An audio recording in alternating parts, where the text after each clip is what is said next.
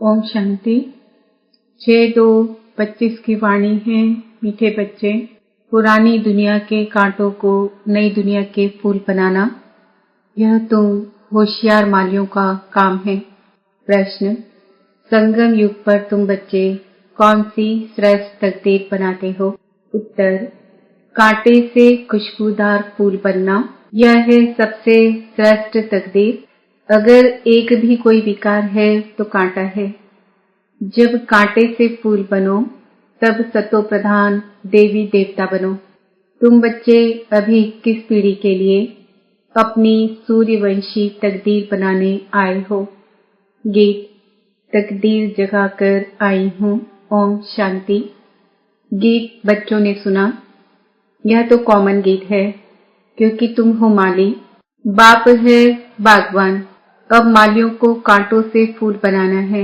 यह अक्षर बहुत क्लियर है। भक्त आए हैं भगवान के पास। यह सब भक्तियां है ना। अब ज्ञान की पढ़ाई पढ़ने बाप के पास आए हैं। इस राजयोग की पढ़ाई से ही नई दुनिया के मालिक बनते हो। तो भक्तियां कहती है हम तकदीर बनाकर आए हैं।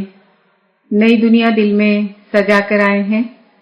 बाबा भी रोज कहते हैं कि स्वीट होम और स्वीट राजाई को याद करो। आत्मा को याद करना है। हर एक सेंटर पर कांटों से फूल बन रहे हैं। फूलों में भी नंबरवार होते हैं ना।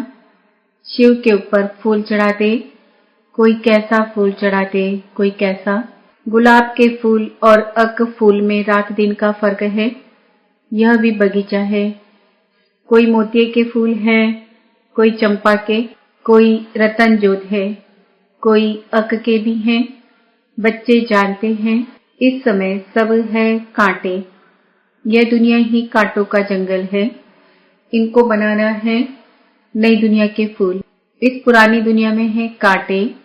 तो गीत में भी कहते हैं हम बाप के पास आए हैं पुरानी दुनिया के कांटे से नई दुनिया का फूल बनने।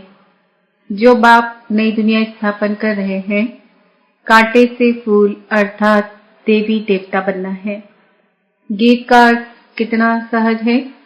हम आए हैं तकदीर जगाने नई दुनिया के लिए।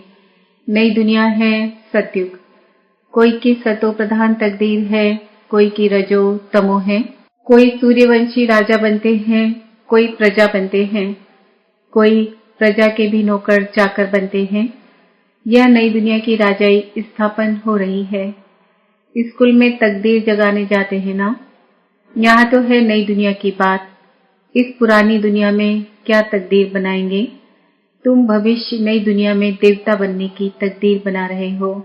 जिन देवताओं को सभी नमन करते आए हैं, हम ही 100 देवता पूज्य थे, फिर हम ही पुजारी बने हैं।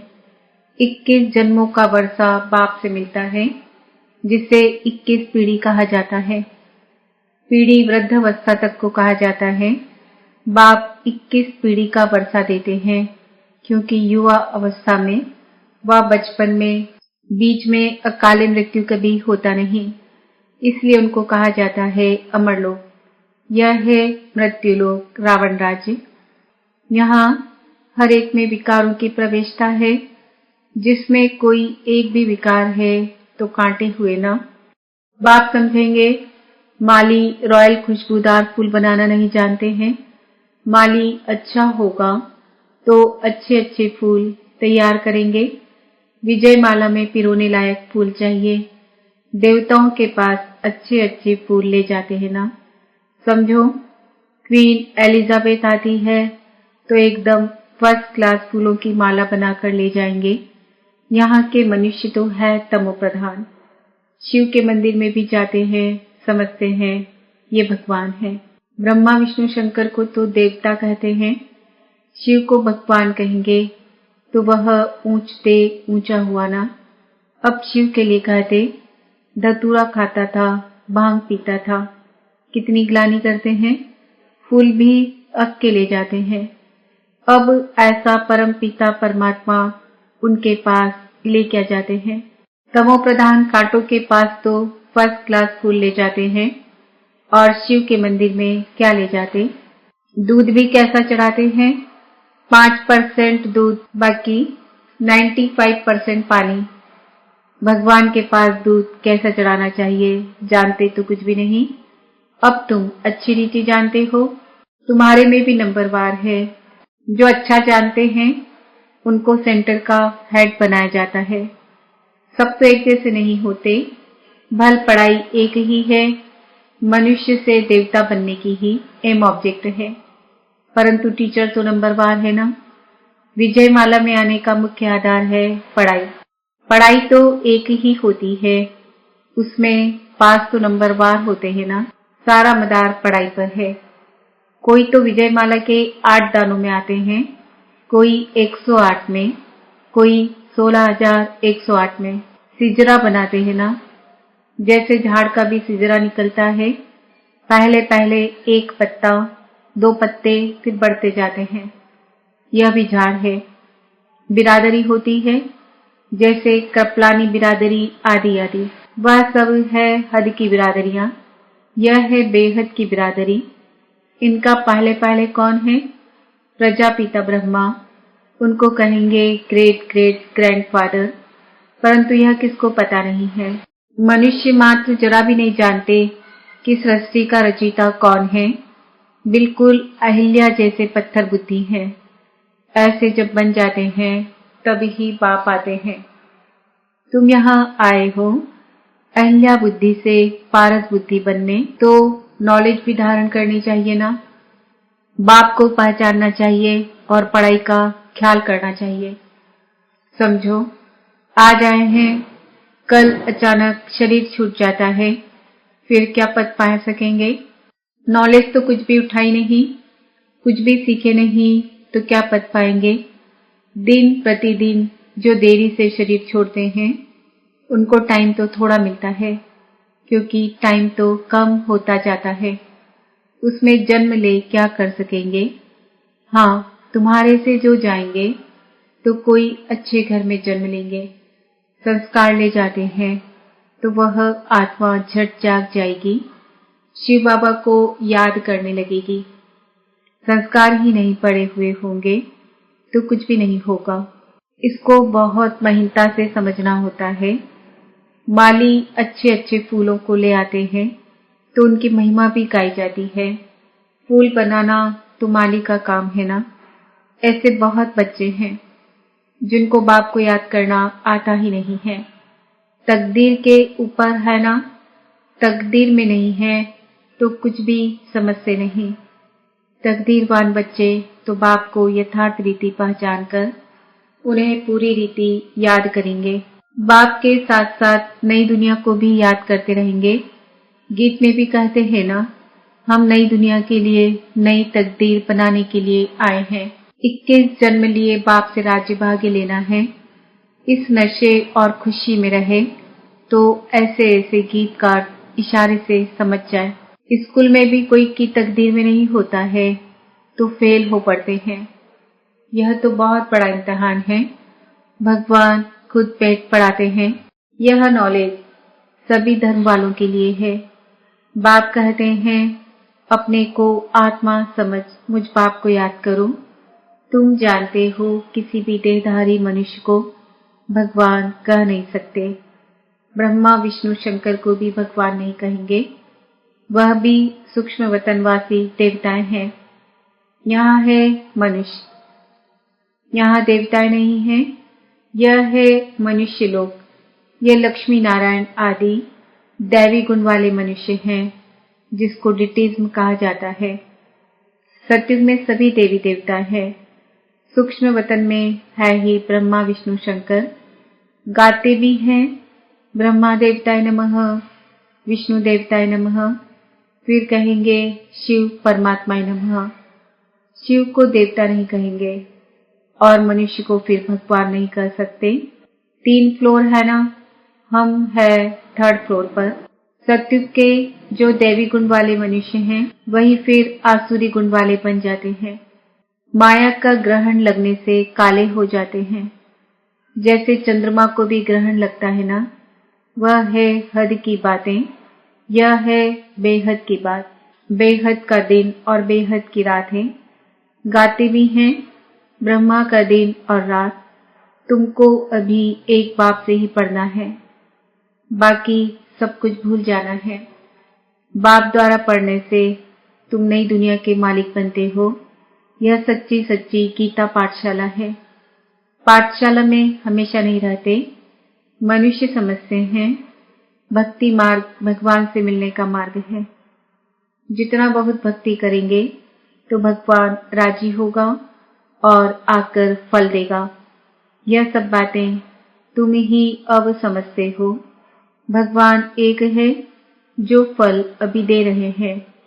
जो पहले पहले सूर्यवंशी पूज्य थे, उन्होंने ही सबसे जास्ती भक्ति की है, वही यहाँ आएंगे। तुमने ही पहले पहले शिव बाबा की अव्यभिचारी भक्ति की है, तो जरूर तुम ही पहले पहले भक्त ठहरे। फिर गिरते गिरते तमो प्रधान बन जाते हो।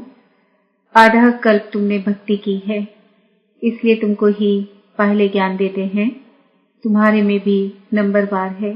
तुम्हारी इस पढ़ाई में यह बहाना नहीं चल सकता कि हम दूर रहते हैं, इसलिए रोज नहीं पढ़ सकते। कोई कहते हैं हम 10 माइल दूर रहते हैं। अरे बाबा की याद में तुम 10 माइल भी पैदल करके जाओ तो कभी थकावट नहीं होगी। कितना बड़ा खजाना लेने जाते हो।